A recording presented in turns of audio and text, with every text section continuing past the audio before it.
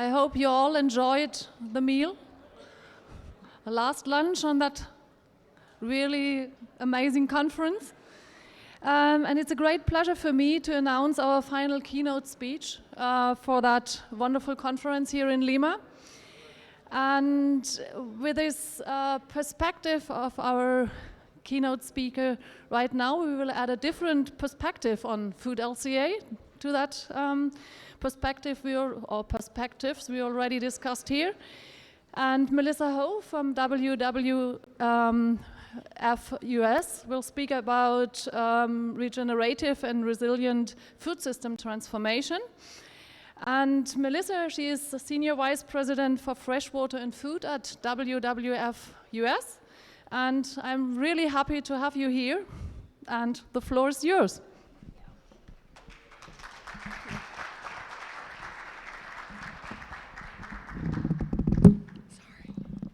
Sorry. All right. Great. Can you hear me? Fantastic. So first of all, let me... Oh, better? All right. Better, yeah? So first of all, let me thank Ulrike for the invitation, and very much Ian Vasquez-Rowe and the organizing committee for the invitation to come in such warm hosting and execution of this amazing conference. It's been a real pleasure and a privilege to join this esteemed group of mission-driven LCA experts. The hospitality and food in Lima has been amazing, and I really have absorbed in the last few days what a special community this is.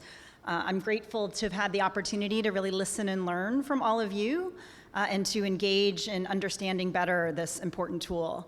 So thank you so much for indulging all my questions and very much for sticking it out to the very last presentation of the conference. So let me start out by also saying I am a development and a conservation professional. And right now, I really focus more on policy and programs in the team that I lead. So I am not an LCA expert, much like Miriam in the last talk. But that being said, I understand the value and the importance of metrics and tools like LCA to drive decision-making and progress. So the title of my talk is not rhetorical, actually. It's actually very sincere. And my desire in wanting to address this group was to share how we at WWF are thinking about food systems sustainability metrics from the 10,000-foot view, of course, and where LCA may fit in, and also to give inspiration, if possible, about the many ways the world needs this community's help in getting after some of the most intractable problems. And perhaps my perspective will be a bit more broad and a bit more urgent.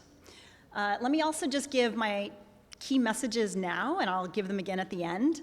The first is that, really there is an urgent need, as others, I've heard this throughout the conference, but I really want to lift it up. It was in Ulrike's workshop, that food systems transformation isn't just about climate. It's climate, nature, and people. It is all of those things, not one above the other, and it's not about incremental change. It's really about transformational change and what we need, and I'll talk a little bit more about that in the talk.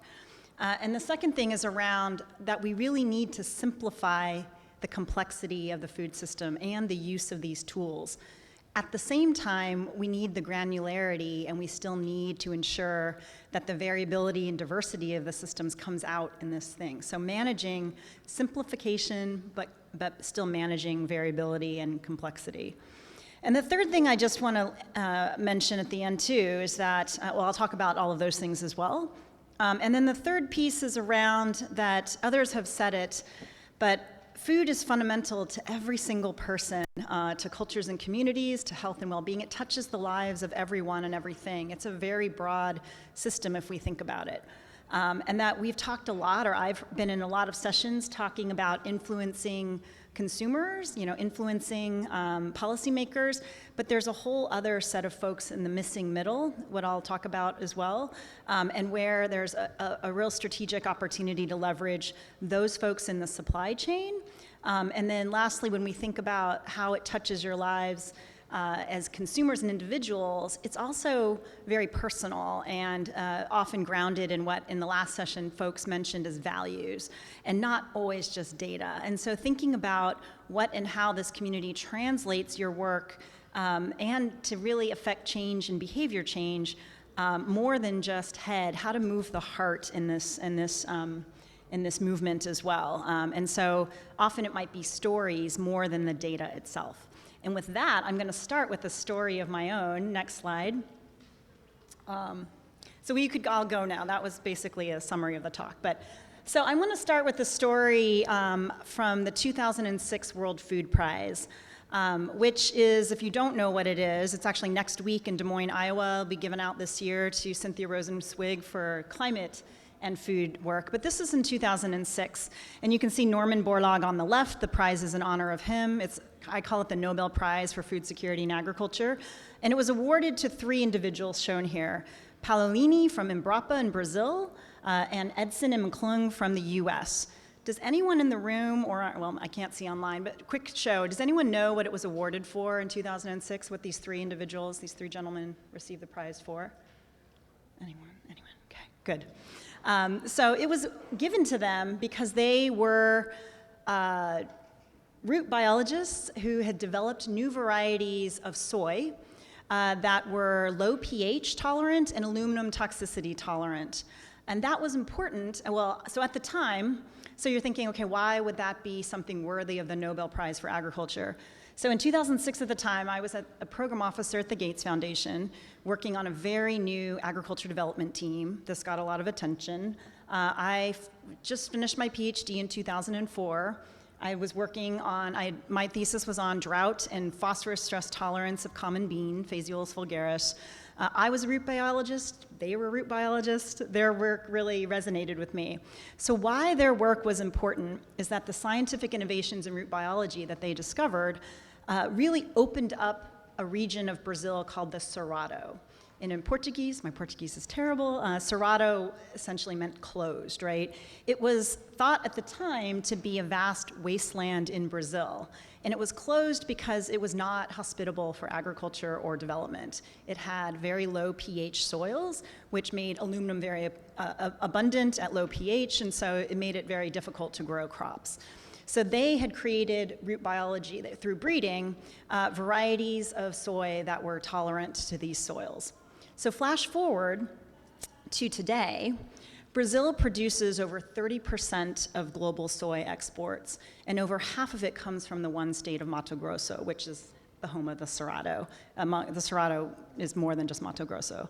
Also flash forward to me joining WWF in 2018, and in little more than 10 years' time, about half of the Cerrado, which is almost a quarter of Brazil's massive land area, has now been converted into crop and to soy and beef production. And we are at risk of losing it all by 2030. So one of WWF's top objectives is to prevent this from happening. We are working to influence key agricultural traders like Cargill, COFCO, Bunge, et cetera, to halt deforestation, which we know a lot about, but also land conversion due to agricultural commodity expansion, primarily beef and soy in this region.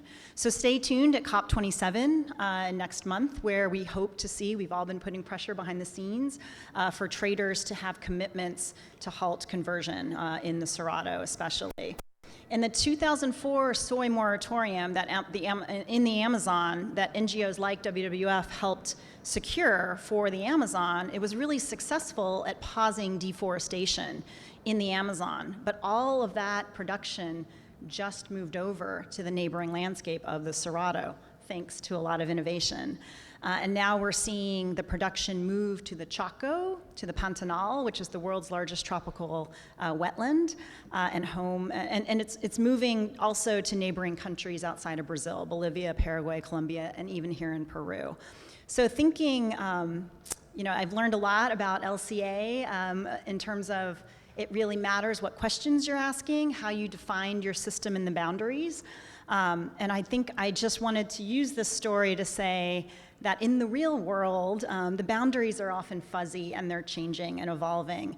And so really thinking of food systems, as one of the largest drivers of degradation on the planet, That's something we know, but how do you draw the scope and scale of your system? It's really important to think not just about the system you're looking at, but the landscapes that agriculture is really impacting. So let me go to the next slide. And this is just to bring you to the Cerrado.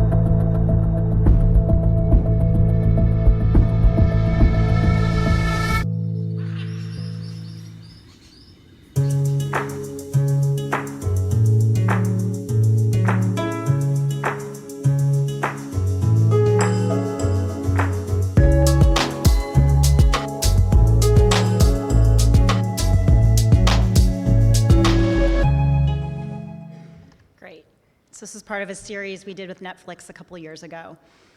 So I'm going to breeze through a little bit of an overview, tiny bit, of WWF and really talk again about our mission about saving nature and climate.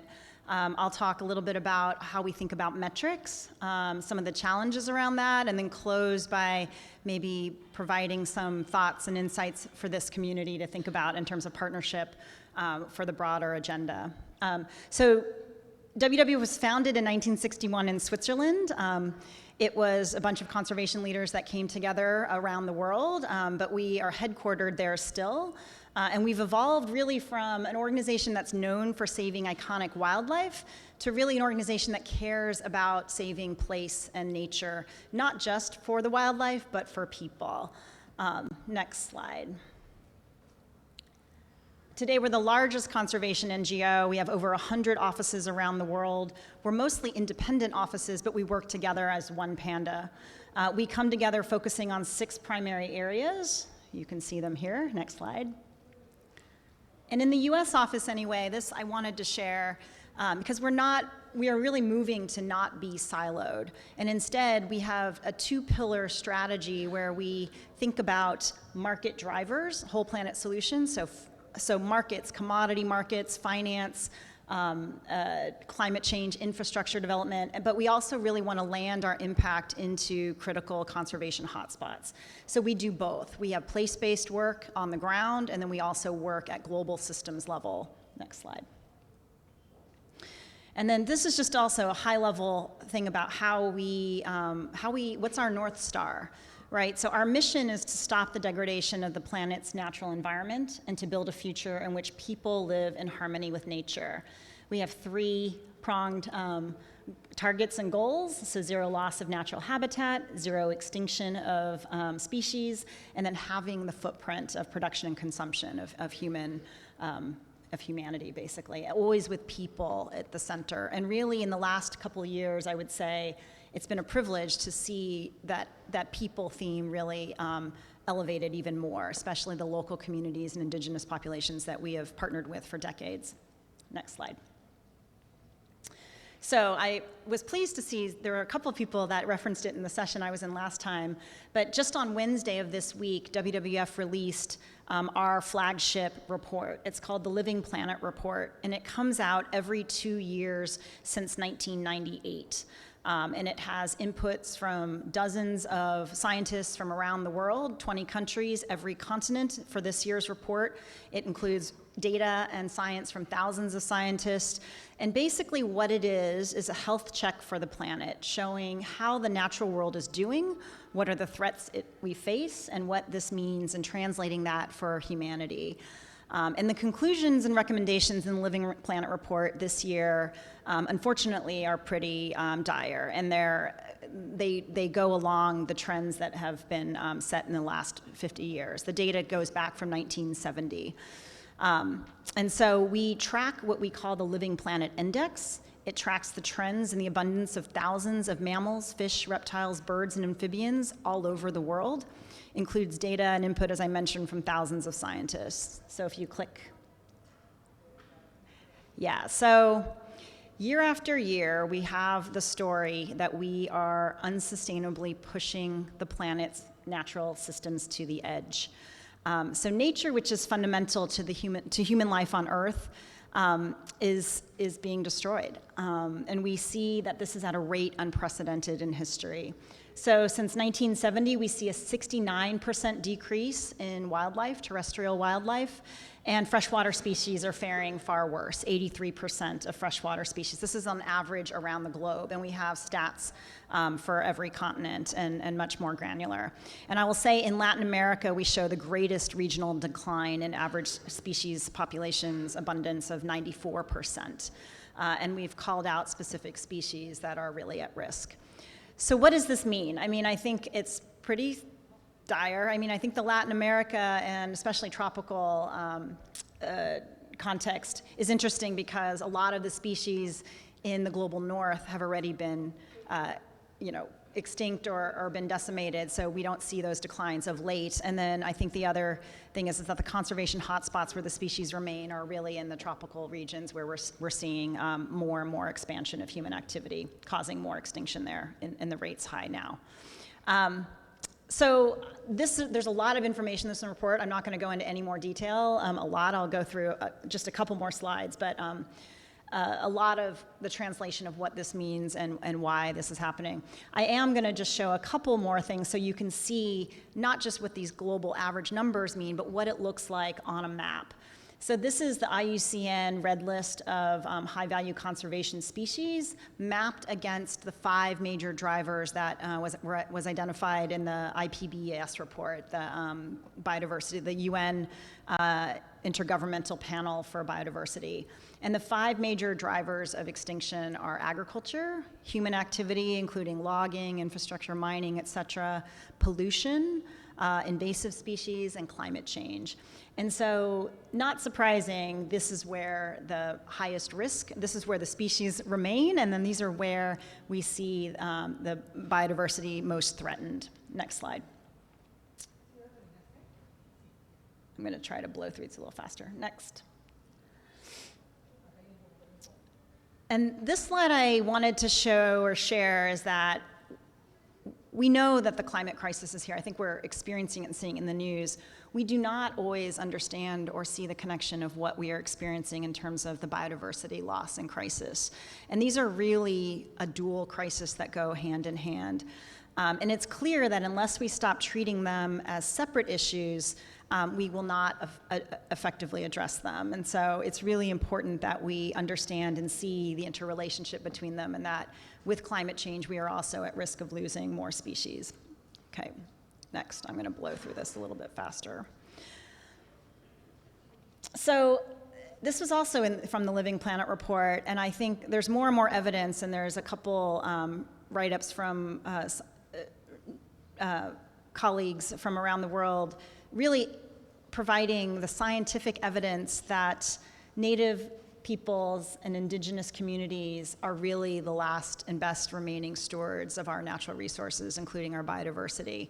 Several amazing papers that are really showing that it's not that humanity has caused the degradation of the planet. Humanity actually has been living in balance and in harmony with nature for millennia, if you think of Native nations. It's more of displacement of Native peoples and sort of the more recent way we have interacted with the planet that's driving the degradation. And so really understanding how to restore the imbalance, how to recognize and lift up the communities that are in the front lines of protecting these species, and then really how to have the respect and ensure that the interventions that we are thinking of for the conservation, the food security agenda, all of it really takes a rights-based approach and it ensures the rights of the indigenous peoples and local communities. Next slide. So again, I'm going to just go through a little bit of what the urgency of now looks like, again, for climate and nature. Next. I'll blow through these kind of fast, too. These statistics are shocking and alarming, but several of these presentations you guys have, I think you know this. I think the 2 points from this, I won't read through all the statistics, but you can see them. The 2 points I really wanted to make that I think, I've heard in some of the nutrition LCA presentations. The first is that if the food system, we're talking a lot about the impact of the food system on the planet, negatively so, but if you think about what the food system first and foremost is supposed to do, it's supposed to feed people, right? And you can see the statistic on the very right where 40%, it really is closer to 50% of the global population is actually not being adequately nourished by our current global food system, and it's really a system of systems. About 10% of the global population is malnourished and facing food insecurity. I was shocked to hear that the predictions and projections are potentially 1 and 2 in Peru with potential fertilizer issues and things like that. But the other 30 to 40% of the global population are now facing overnourishment and being overweight and obese. And many of them are cross-referenced with having micronutrient or nutrition deficiencies, even if they have too much caloric intake. So there's something definitely wrong with the food system in delivering nutrition, in addition to all of the environmental impacts that we're seeing as well. And then the second thing I wanted just to point out on this slide is that we are really at the edge now of what I call the petri dish of the planet. We have very little additional resources to extract or take, and so it's really important that we again are not thinking of incremental solutions. We really, as Miriam in the last keynote had said, business as usual is not acceptable. So on this slide, you probably have seen this too from Kripa et al. And again, there's just a few points I wanted to make from it. One, I think others have noted, but just for the whole audience, that 80 to 90% of food-based emissions are actually coming from what I'll call scope 3, or the raw materials. Yes, there are some in the packaging and in transport, et cetera, but the bulk is really coming from the growing of the commodity. The second thing is that land use change is a very significant proportion of that. Super important that we include that, because a lot of embedded emissions is coming from land use change, especially in feed. And then the third thing is really that animal and livestock production, as I know you all know, is the majority of food-based emissions, again, with embedded land use change from animal production as well as the embedded feed.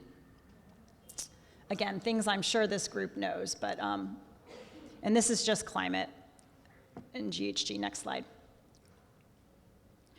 So this I just wanted to show that in order to get to a 1.5 degree world or a 2 degree world with 67% certainty, this is the amount of emissions that we need to limit ourselves to. This is the current emissions coming from the food sector. So basically, we will not achieve a climate stable future if we do not significantly cut our food systems. This does not even include energy or anything else. So food systems transformation is absolutely critical if we want to achieve a 1.5 degree world. And this is coming out of the IPCC. We just regraphed it. Next slide. And I should also, I'll put a flag in for a groundwater report we also did. I'm only using GHG, but water scarcity, right now, 25% of irrigated ag is on borrowed groundwater, and thinking of what the implications will be when that bill comes due, and the implications on water. I know a lot of folks are also looking at water in addition to greenhouse gas. So this is just showing that, again, business as usual will not bend the curve. We talk about bending the curve on climate. At WWF, we talk about bending the curve on biodiversity loss. It's going to take more than just conservation efforts alone, and that we really need to think about shifts in production and consumption of the food system itself. Again, nothing new to this group. Next. And we need an integrated approach. So this comes from a report launched last month at New York Climate Week with a coalition of partners, the Exponential Roadmap for Climate Solutions, really showing where those emissions reductions are going to come from. 80% come from the food system, as I mentioned. The blue, the green, and the red are the restore is blue, The protect is in green, and this idea of manage better is in the pink or red. And the idea is that we don't need to focus on 1,000 things. There are things that we know, and if we just really drive those solutions and really have scaled change, we could do this. So one is better practices, climate smart or regenerative farming. It's not just about carbon, frankly. It's also about nitrogen. Diet and food shifts are significant. Grazing is important, and then a lot of these other practices as well to do the restore and protect pieces. So again, you can pull this out of the report, and then there's even a US-based report now, for instance, too. They're getting more granular on what kinds of shifts are really needed, and then what targets and boundaries are ambitious enough to reach these goals. Next. At the same time, we've got these options. We know that animal ag consumption and production is increasing. Next, hit click. And that we expect to see 70% growth in animal protein consumption by 2050 due to all sorts of things, population, demographics, income change. And at the same time, we know that animal source foods are so much more important than just people's preference. There's nutrition, there's cultural identity, there's livelihoods. Pastoralist communities in East and West Africa, you think of smallholders in India. It's not just enough to say, hey, eat less meat. And in many parts of the world, people actually need to increase their animal source food consumption to improve their dietary quality and nutrition. So it's a little bit more complicated, obviously. Next. So I'm going to blow through this quickly, too. I'm looking at the time. I will blow through that. We had a really good coverage of. I do want to just build off of FAOs and give you what WWF tacks towards in terms of how we define regenerative, resilient. There's a lot of words, agroecology is thrown around. I think we are really coming out like FAO. Is really refreshing to see that, so forward-leaning for them as well, that it's not just environmental health that we think about. It's planetary health, it's social economic health as well. And so we really need to be thoughtful of all of these considerations. Next. I won't go through all of these, but again, to say, you can go back. Yeah. I think when people think of regenerative ag, they've focused a lot on soil health, which is so critical. But again, for us at WWF, the kinds of things that we aspire to are much broader than just soil health. Next. So I want to talk now the rest of my time on metrics. If we were to build a dashboard for decision makers that were to help drive transformation of the food system for planetary health, human health, and social economic health, what kinds of metrics would you put on there, and what indicators would we need to know that we were making progress? I think that's been one of the biggest questions I've had since I've come to WWF. Do we know that dashboard? Could we build it? And how would we have the data to support it? Next slide. So this was an exercise we did with Qantas it's probably a couple years ago now, just trying to landscape and map all of the different food sustainability metric scores, et cetera, data systems out there. This is by no means complete. I actually added a couple while I was here that I was learning about. And I think the idea is that there's sort of apples and oranges here, right? Some of these are sustainability frameworks, and some of them are reporting or ranking. We ourselves, I don't even have on there, we have soy trader scorecards, for instance. There's guidances and certifications for commodities. There's methodologies like LCA. There obviously are databases that underpin a lot of these things. There are metric tools, and then there are some really important goal and target setting platforms targeted to different audiences. So there's a whole plethora and a huge complicated web of food sustainability metrics. And the thing that I just want to say is that, one, it's very complicated for any stakeholder to navigate them, and two, they are not all aligned, and they don't necessarily value the same thing. I think others have noted that, and they don't necessarily point in the same direction. And so as someone who feels WWF is a translator, we sit trying to influence key stakeholders in the food system, and we try to pull science and tools like what you are developing in the world How do you help those stakeholders navigate clearly, simply, and in a directionally correct way if the landscape looks like this? Next. Back. This is actually out of the Living Planet report, but I thought it was a great example of how those metrics don't all fit in the same part. This is just a schematic of the whole food system. In WWF, we work on production, consumption, food loss and waste. We work at the global level all the way down to the field level and everything in between, right? So a lot of those things on the last slide could be mapped against different parts of the whole system, right? Which is why they all exist, targeting to different audiences. But thinking through how to align them at the highest possible levels, again, this is where the simplification piece comes from, is something that we are thinking about and trying to do across our network. Next.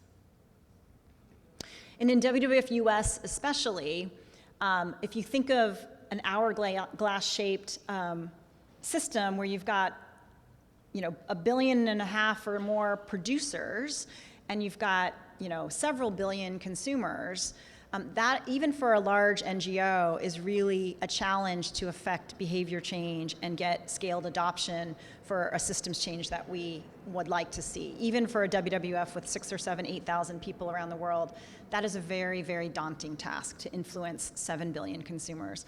So instead, we have tended to focus in this middle section where there's maybe 100 companies or so, traders, retailers, processors, and brands, CPG companies, also the banks and financiers that underwrite the food sector. Influencing them and then thinking about how to drive pre-competitive action so that by the time it gets to a consumer, it's already decided. It's very difficult for consumers to navigate. That has been more of our strategy, as well as those folks in the middle drive the market demand for better sustainable practices by those producers as well, rather than thinking you're going to affect change producer by producer. Next slide. This is Pour and Nemechek data. Basically, at the same time, we of course do try to affect knowledge about what commodities, at the broad level. Next, this is stuff everyone here knows, breaking it down with LCA. We've had a couple years ago a planet-based diets report. We work at the field level, so that's a global level and report. Actually, if you go back real quick to the back, yeah. This report actually includes a lot of data coming out of Joseph Pour that actually you can scale and look at country level shifts in diets and see the impacts on environment. It was just like a little tool and calculator to help people imagine what shifts in diets could look like at a global level, also based on Eat Lancet. So it was more illustrative. It wasn't necessarily real. It was trying to help people imagine what those shifts could look like in a global space. Next. We do work at the field level. This is from our UK colleagues, where they've been working to develop farm-level-based metrics. I won't go into detail on that. And this is one I do want to talk a little bit more about. So we also really look, again, that missing middle to influence corporates.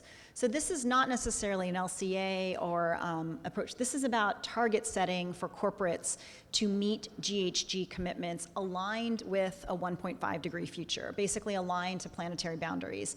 And so that is something that was set up after 2015 in the Paris Agreement, knowing that countries have a role to play, but corporations do too. We have now over 3,300 companies that are in process of setting a science-based targets for their GHG reduction. There's, I think, 1,400 that have approved, or sorry, maybe it's 2,200 that have approved targets. And then we have about 1,300 or 1,400 that have set net zero commitments. And these are things that have been rigorously evaluated by a scientific committee made up of NGO representatives to look at the baselines, look at the data, and then approve the proposed actions in terms of how they plan to meet that in a given timeline. So after Science-Based Targets has been stood up, there is now Science-Based Targets Network, which is standing up the target setting mechanism for water, for land, and for biodiversity and soon oceans. The things I want to mention here that this community may be interested in, the GHG target on the left, up until just now, literally it's open for comment now, did not include land use change.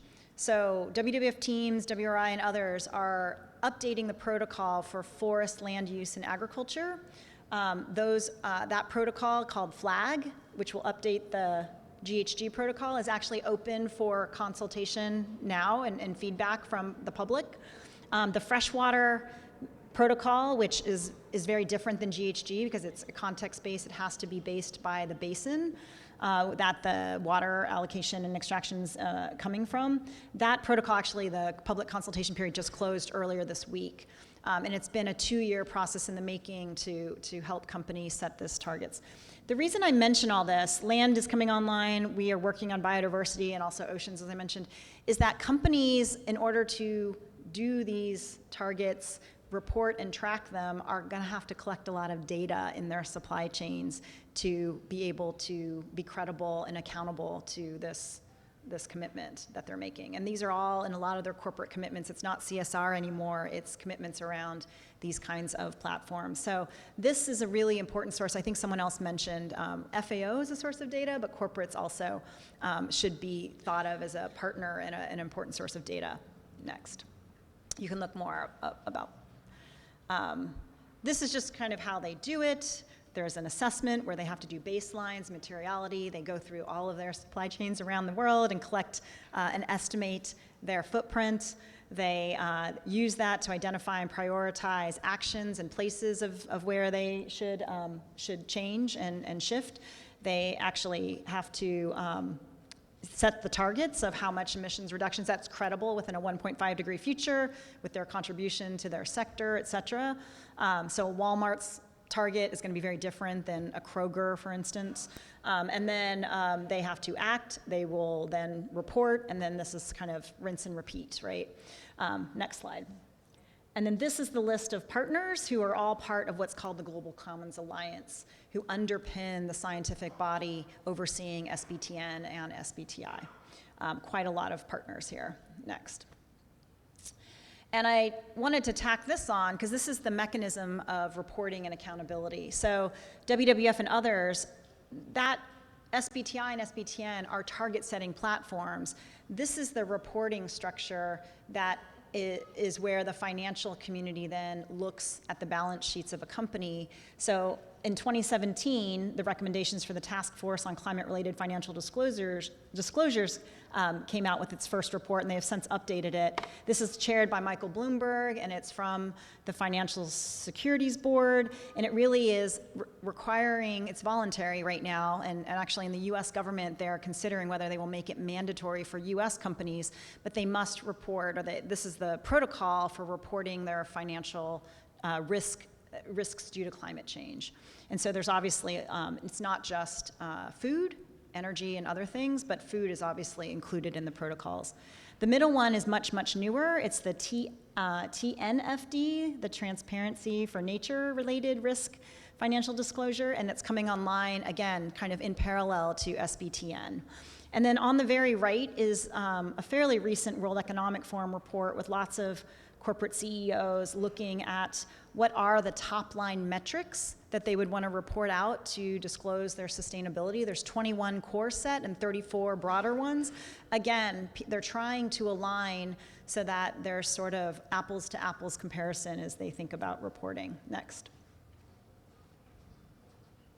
Can I go over, or is the 3 minutes really tight?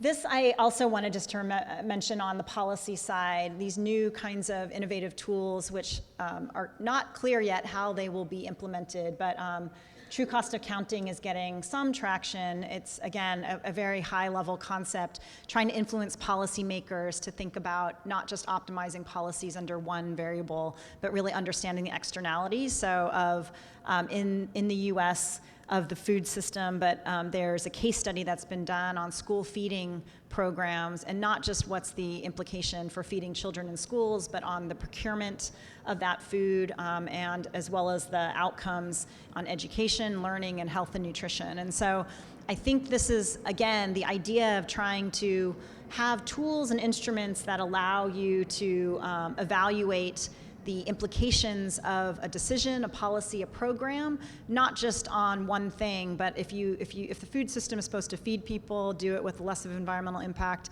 and have some other kinds of economic benefits, how would you optimize that in terms of evaluating the policy implications of things? So true cost accounting is one way they're starting to do it, and it's really influencing procurement policy, I'd say. Next. And then the last one, I was so thrilled to hear Miriam mention at the very end environmental standards that countries may take up, especially affecting trade. And FAO, we are in discussions with them. It would be parallel to Codex Alimentarius, which people may know about, is the food safety standard. It took like 30 years to get those implemented in the WTO, but also building capacity across countries to implement them. We've started talking with FAO and others about what we're calling Codex Planetarius, which are what are the minimum harmonized standards around sustainability, and then how would you embed those in WTO agreements and trade protocols? Not trivial if you think of like a deforestation conversion-free agenda, for instance. Next. Okay, so I'm going to go through these also quickly. I know I'm out of time. Okay, can I go through these? This is more of the meat of what I really wanted to cover. And let's go through this quickly because we've already seen a little bit about the Serato. I think I just really wanted to pull out the importance of understanding the conversion issue and embedded feed. Next slide, thanks, yeah, thanks. Next slide. This is where the Serato is in relation to the Amazon. It is not only a tropical South America issue, thinking of embedded conversion. We in the US have a landscape program looking at grassland systems. It is not only forests that are important. 30% of the world's carbon is stored in grasslands. Think of it as an inverted forest where the system of biomass is underneath the ground versus above. And so a lot of these systems also hold incredible amounts of biodiversity. Think of the African savannas. We had buffalo and we had black-footed ferret, tons of birds. The biggest threat to the grasslands in North America, this is one of the last remaining 2 temperate grassland systems in the world, in the northern Great Plains, is actually agricultural expansion of corn, wheat, and soy. Next slide. So our team puts out a plow print report. You can see in the top this last remaining tract. Plowing is the biggest threat. Next slide. Our biggest strategy is actually to work with ranchers and with native nations for grazing. So bison and cattle in this particular landscape is actually a better grasslands conservation strategy because these soils are very marginal and thin. They're not suitable for crop production. And so actually grazing is the cultural thing and the environmental, obviously with the specific carrying capacity, and I'm not going to go into a ton of detail. So it's complicated, right? Like this is where we partner again with native nations for bison restoration, but also with cattle ranchers and the private sector. 60 to 70% of this land in the northern Great Plains is actually privately held. Next. But I can tell you that the embedded conversion of the corn, wheat, and soy coming out of the US is probably not in your LCAs, I'm just guessing. Because it's very hard, we do not have traceability mechanisms, we actually don't know where it's coming from, so you are not able to calculate what the embedded conversion factor would be for those commodities. And I wanted we also have a great aquaculture team, next slide. We talk a lot about how seafood and aquaculture is much lower footprint. We know that there's an importance in a rise of blue food and the interest of it displacing protein. Next slide. But we also don't always talk about that, we think of that poor Nemetschek data. Systems and how it's produced matter, and there's a really huge risk and set of impacts that we are seeing around the world from scaling up aquaculture production. Next, click. There's lots of conversion of habitat, mangroves especially, but not only. Just like on land agriculture, there's pollution, there's invasive species, and there's actually quite a lot of embedded illegality and slave labor embedded in aquaculture, and especially in Asia. Next slide. So how do we ensure in your LCA analyses you don't capture those other things, but yet how do you capture the value of trying to do blue food differently? Next slide. So this was just an example from a colleague, Emily Mowberry, who I think some of you know. Back of the envelope calculation that we did, it wasn't through any fancy LCA. average emissions intensity that you would get from this particular plate of food would be approximately from global averages of sourcing it from different places. Next slide. 171 is the number you want to remember in the corner. But if you actually take into account no deforestation and ideal practices versus embedded deforestation on the worst practices, you have an order of magnitude potential swing in that same plate of food and how you would think about the footprint of it. And that the global average isn't right for either account. It's nowhere close to best practices or the worst. So this is really an like a example that accentuates sort of the difference. But I think it's really important, again, I'm just pulling out embedded conversion, but trying to illustrate how these averages are not super meaningful. Next. Let me blow through this quickly and get to, we're at time, right? Yeah? Can I have 5 minutes? Okay, next slide.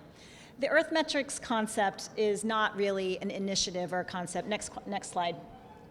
It really was an idea that in order to have food systems transformation, we need to have an aligned set of impact metrics. A lot in the food space is on practice adoption, so I don't think this community, that's an issue. You guys are measuring, are modeling rather, impacts, but it is important that we align on just a few, not 30, not 20, maybe 5 or 8, and where we have data, so that we are directionally correct. That's the third one. The second one, multivariate. We do not want to over-optimize on one thing, but we do need to capture what we believe is right for sustainability. And then again, I think the directionally correct part is important. I don't think we really want the truth or the right answer, but we just want to know that if we measure this over time, over space and geography, and over different production systems, would we be able to discern and make better decisions with a framework and a kind of data. And then, as others have noted, we also want to be able to pull out where there could be trade-offs in such a framework, and that the decisions and the information needs to be actionable and really tailored to stakeholders across the supply chain in making these decisions. So this feels really esoteric, I know. Keep going. And a model that we were thinking of, not so much the Nutri-Score, but more of the food nutrition labeling, right? Where there's very complicated information there. It took a long time to develop it and to get the data for every food product in the world. You've got different dietary guidelines for every country. They're slightly different, and yet you see something like this almost on every food package around the world that is standardized. It's not standardized, it's harmonized. There's something familiar, and yet it can be tailored and unique to each country. The other thing is that there's the absolute units there, but as a user, it's hard for me to know what they are. So in addition to the absolute values, which for transparency are important, like I don't really know, I mean, I do know what a calorie is because I'm a scientist, but an average person may not know what a calorie is, but they know they need about 2,000 calories. So there's also this recommended daily allowance that's tailored to quickly scan. It's 20% of my daily allowance, it's 50%, it's 5%, and same thing with things that are maybe like not good for you. So how do we think of something similar that includes thresholds, includes relative notions, but is still harmonized and aligned across countries? That is sort of an Earth metrics framework that we are thinking of. Is it right? Will it still mean you do all the work you do and the more specific questions you ask? Absolutely. But what and how, if we are thinking of something across the supply chain to get to something like this? And it may not be on the package of Cheerios. It actually may be more focused to retailers, brands, traders, and not actually to consumers at all. So let me also caveat that, but this is not a perfect example. Next. We, with Qantas, this is a little bit outdated, kind of came up with 8 baseline things. I'm not going to debate them here. Maybe 2 years from now we can have a workshop, and I would love to know, are these the right 8, et cetera. But I think the more important thing is also the broader metrics around social economic. It sounds like that's an emerging area of LCA work. and thinking of sort of the broader framing of what good looks like. It's not just the environmental metrics, even though those are obviously important to us. So we don't have to debate them here. And obviously, there's a lot, the other speakers, and many of you know, there's huge data gaps and limitations to the methodologies for these. So that is one of the calls I have, is to try to really work on that, and we could partner. Let's go. We're almost done. You can, okay, let's go. Do that. This is close to the last slide. I think, again, this is just the maze of actors we are trying to influence with metrics. And can we have an aligned system that's built on the same thing, but tailored and communicating different to each one? And then let me get to the last slide. The crazy slide, that's like what it would look. So, okay, let me just close with this. I think the takeaways that I wanted to leave you with are, one, that we really need to address climate, nature, and people for food systems change now. It's not, again, incremental, it's urgent. And again, WWF's mission is to really elevate the biodiversity and nature piece as much as it is climate. The second one, again, I told you I'd repeat these, is that we need to simplify the complexity if you want to move the entire system. Not just, the feed allocation in swine, which is important, or mangoes and where and how you're buying them, but think of it bigger.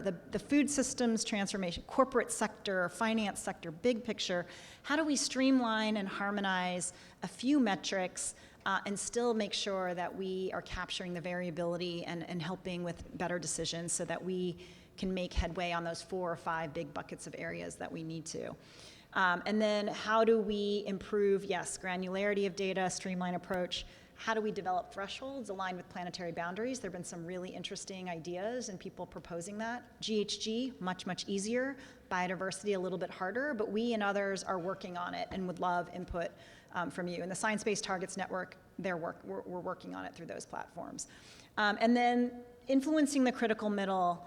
Consumers, I know, still always attractive and sexy to think you're going to change the 7 billion, 8 billion people, but I think I have not heard as many people talk about traders and the finance sector, et cetera. And those are critical actors to move if you want systems change. And then last, let me just end with saying we really want to collaborate. We are here to translate the amazing work you do to these user stakeholders, but we need help with navigating and simplifying some of the methodologies that you use, and then really thinking about how to then make it user-friendly for the audiences that we have out in the world. Whether it's for, and I have to say, one plug I'll put in for Hestia. I thought that was a really important approach, and we're really interested in following up with Joseph and team. Last slide, and I'm done. I always run over, sorry. I rarely get an hour to talk, so sorry. Let me just end with that. I am based in the US, in Washington, DC. A lot of this work is our network. It's not just the US office or my team alone. We really are part of a global organization. I know it's hard to navigate, but if you have any questions or want to talk more or collaborate, happy to be in touch, and my email is there. Thank you so much.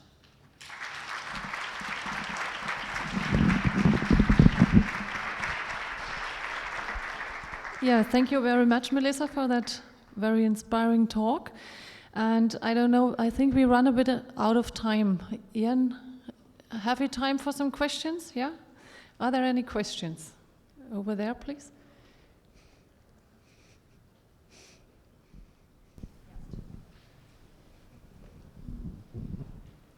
Thank you, Melissa. That was really interesting, and I feel like my heart is sinking after looking at the report, that the 2022 WWF report. So I was just wondering, we had this conversation at lunch.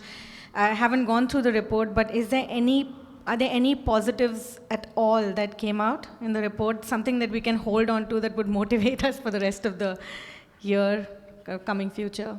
Yeah, no, and there are always positive, hopeful stories in the report. I'm sorry to be such a downer. I do think, for me personally, but there's more stories in the report, I am really inspired by thinking of the importance and role, and now where there's more Western-based science, if you will, evidence about the role of Native nations and indigenous peoples for stewarding the land very well for millennia. I think there's a Western notion that we need to get people off the land and go back to nature, but actually if you look at the relationship and where we partner, it is those communities who are really stewarding the last, 80% of the world's remaining biodiversity are often in indigenous hands.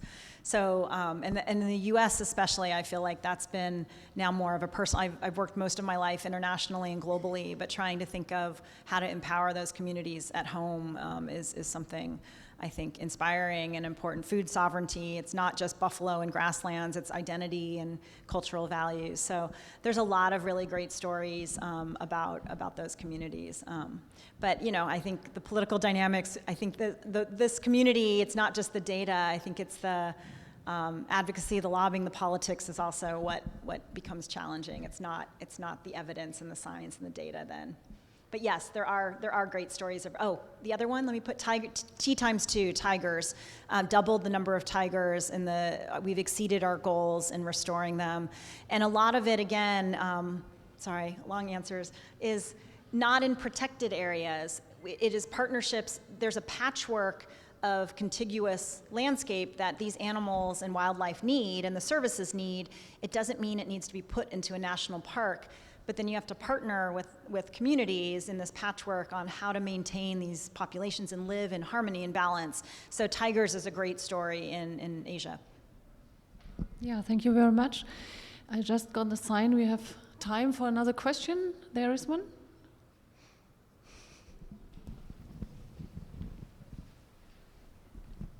Thank you very much for the very clear and highly relevant presentation. And I'm Elena Corella Puertas from Orilcam. And sorry to bring another negative aspect, but I haven't heard anything about plastic pollution that's also very related to food packaging. So I was wondering if WWF has any initiatives or targets regarding plastic pollution. We do, and I feel like I already had way too much in there and I could have added more. Food loss and waste plastics, there's a lot we do. So there's 2 initiatives Resource is one, and then we have another platform for materials and circularity. Again, these are pre-competitive platforms working with companies on design and material assessment. So happy to talk with you afterwards. And it was just more, not as much my area, but obviously a very important area too. Thanks for bringing it up. Thank you. Yeah, thank you. So I have also a question. What do you think is most urgently needed from the LCA community here to support your work of transformation of food systems? Yeah. Obviously it's hard for me to articulate here. I want convergence on fewer metrics. I don't know, maybe some of you only use 3, some of you use 15, I don't know, but a framework that we then drive the data collection for. I know data is one of the biggest problems in doing this work well, and so if you don't focus on what questions or what metrics you're trying to get at, then you're not going to invest and focus your investments on getting that data. So rather than just trying to get more data, why don't we build a really clear framework and then drive data collection around fewer metrics? I don't know. Everyone's nodding at me. Maybe I need a discussion with you. So, yeah. Okay. So, thank you again, Melissa.